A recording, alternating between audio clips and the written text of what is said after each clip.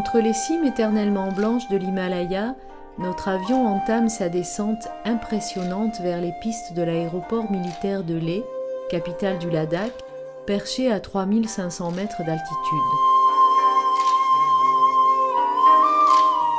Ouverte au tourisme depuis 1974, la ville est depuis une quinzaine d'années le rendez-vous des trekkers du monde entier. Située sur la route des épices et de la soie, elle conserve néanmoins cet esprit des grandes cités caravanières d'autrefois. Le Ladakh est l'un des berceaux du bouddhisme tibétain. Le visiteur est plongé dès son arrivée à Leh dans cette culture avec la visite des monastères, la découverte des moulins à prière au détour des ruelles, les short tents bâtis tout au long des chemins de trek et des guirlandes de drapeaux de prière qui marquent le sommet des cols.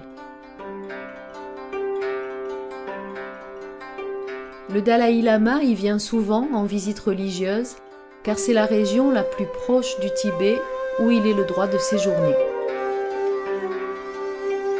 Parcourez au rythme des ânes qui portent vos sacs ces paysages grandioses et sans cesse changeants, plis ocre, gris ou rouge des montagnes, gorges minérales, landes rases, jeux de lumière surnaturels, puis les oasis de verdure le long des torrents où se trouvent les petits villages de maisons blanches aux toits terrasses, où sèche le fourrage pour nourrir les bêtes durant les 8 longs mois d'hiver.